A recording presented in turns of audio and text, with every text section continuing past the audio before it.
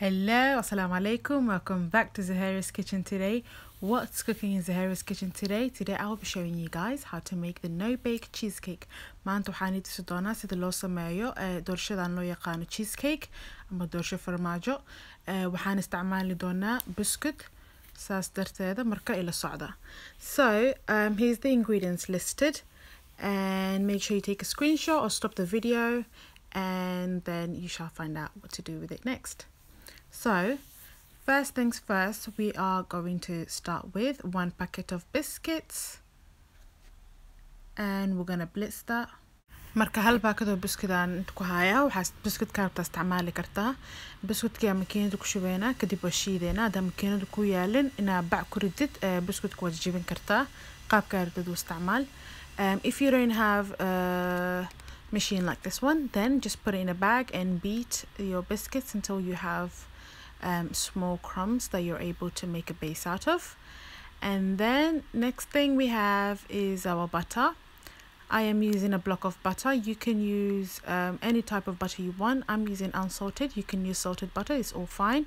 برضه أنت كو استعماله عزبك ومجرو لكن هستعمله كرتامة عزبك كجرو لبمله.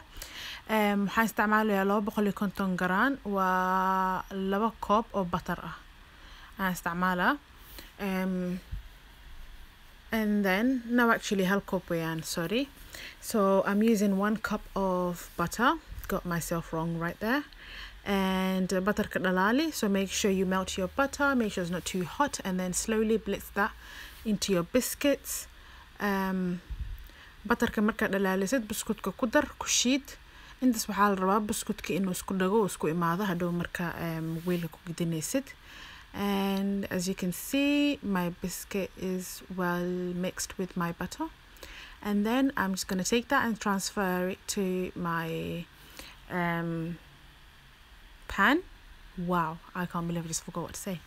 Anyway, we're going to transfer this into my baking tin, and yeah, biscuitku waxaan ku gidiyay weelka ku isticmaali doono cheesecake.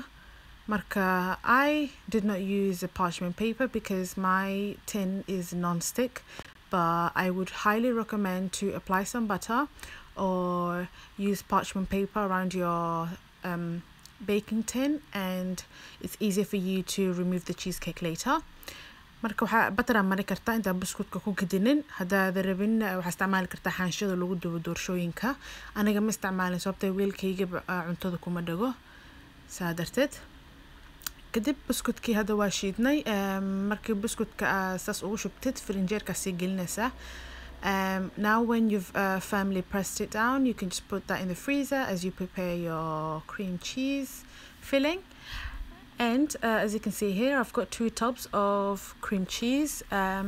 Each was 180 grams. And yeah, inta waxay kugu jiro waxa isticmaalaya 2 cag oo farmaajada jilcan. waxa isticmaali kartaa farmaajo 3 geesoleed hadaa rabtid. farmaajooyinka la isticmaali farmaajadan caanaha ugu fiican. And then I've added 1 cup of sugar. So add 1 cup of sugar, hal koob sokor ku dar iyo hal qaando oo vanilla ah. vanilla sokorta isdaarta ku shubi kartaa. You can also use vanilla sugar, vanilla essence, vanilla pods, just anything vanilla, just to make it just to give it that enhancement of flavor. And just whisk that for a good 2 minutes. So 2 daqiiqo alaabtan waa khasaysa. intaas waxaa rabtaa inay sokorti iyo farmaajada isku dhalaasho. Lakin be careful when you whisk. Don't make sure that your cheese does not melt thoroughly, because then you will have runny filling. And then as you can see, I've added 1 cup of double cream. hal koob waxaan ku daray kareemka culusan oo double cream loo yaqaano ama whipping cream. We say that differently depending on your geographical location. And then we're going to mix that for a good 2 minutes until creamka uu saan u adkaado. marka creamka markii la qasasaas way adkaada. And then we're just going to transfer everything onto my cheesecake base. So biscuitkii haduu diyaarinaya hadda waxa kor shubayna farmaajada hadda diyaarinaynay. farmaajada marka qasaysid make sure inay ka dhalaalin. tartiib yar qas marka dareentid inuu kareemka adkaade markaas ku gidi. haduu bibi ka noqdo farmaajada dhaqso ma kagayso. And then just evenly spread your cream make sure creamkaaga inaad si fiican meel kasto u marisid. Wow, I forgot how to speak in Somali. Wow, this is embarrassment. Anyway, that's done. Hadda inta firinjeerka sii geli. Waxaa diyaarsanaynaa hadda strawberry sauce. Ama you can use jam if you have at home or whatever you like. I like fresh strawberries. So wash 6 big strawberries. So 6 xabo oo strawberry aan jarjaraynaa. Kan waxaan sameyn rabnaa sauce-ka oo strawberry gaan isticmaali rabo. Kadib 6 xabo waaweyn markaa jarjaratid dabkan ku karinaynaa. So we're gonna cook this for about good 5 minutes. So here I've got half a cup of sugar. So nus cup oo sokor ah iyo 6 xabo oo strawberry ah. Strawberry-ga kugu xiran tahay inta rabtid. And then intaas ayaan soo karinaynaa ilaa ay sokorta iyo strawberry-ga isku dhalaalaan. So you're gonna cook that for a good 2 minutes until your strawberries and your sugar is melted and you get good strawberry sauce out of it. You can also add lemon juice at this point, whatever you like. Haddaa rabtid wax yar liin dhanaan ayaad ku shubi kartaa cabitaanka liin dhanaanka haddaad rabina sideeda ku dhaaf. And then as you can see it's slowly cooked and now I'm blending it. Hadda wax yar ayaan waaba shiida asoo dhan. Waxaan ka samaystay jam oo fresh ah oo dhadhan leh. Kadib waxaan ku darayaa hal qaando oo waraanga ah. So I've added 1 tablespoon of corn flour.